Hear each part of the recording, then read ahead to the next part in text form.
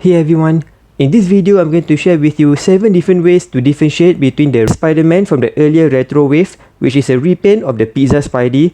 This is the authentic, and over here is the KO.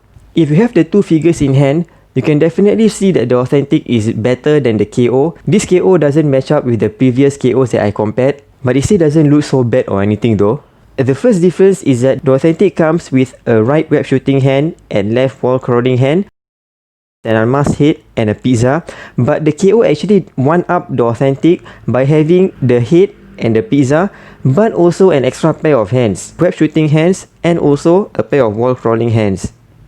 The second difference, just like most of the other Spidey KOs that I reviewed, is the gap at the right elbow. The gap at the right elbow of the KO is wider and has the letter R, which is engraved inwards. For the authentic, the R is actually sculpted upwards. KO, the letter R is bigger and engraved inwards as well. The third difference are the web lines on the body. For the authentic, the thickness of the black lines is really consistent throughout the whole body. But for the KO, the black lines at the top part of the chest over here is actually kind of thicker as compared to the black lines on the abs area. So the thickness of the web lines on the body is actually not consistent, especially at the torso area. Another difference about the appearance is that this red part over here is wider for the KO, it is narrower for the authentic. The fourth difference, and also another common thing for the Spidey KOs, are the pegs. For the authentic, the pegs doesn't have any grooves.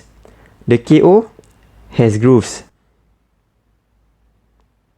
The KO hand can actually fit the authentic Spidey figure.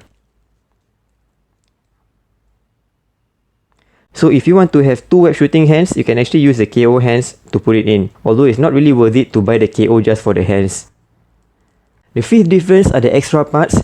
For the masked head, the KO looks fine from the front, but at the back of the KO head, you can see that the web lines doesn't go all the way to the edge of the head. The authentic one does. And for the pizza, the authentic pizza is really red, probably has more chili flakes or something, but the KO is more plain.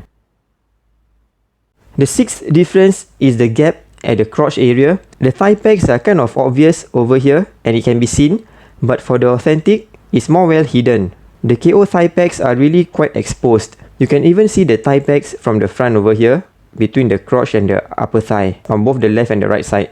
For the authentic, it's harder to see, it's less obvious.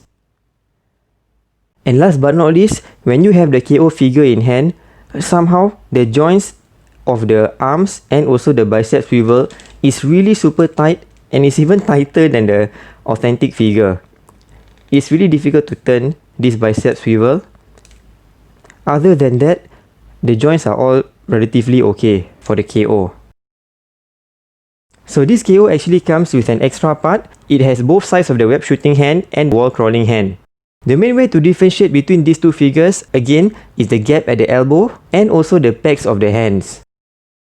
The rest of the differences to me is a bit more subtle. Overall, at a glance, it's really quite difficult to tell the KO apart. But if you look at all of these 7 differences that I shared, it should be quite easy to tell apart between the KO and the authentic, even through pictures. Thanks for watching. Do hit the subscribe button if you are into Spider-Man, just like me, and also if you want to check out more Marvel Legend comparison between authentic and KO. And I'll see you in the next video.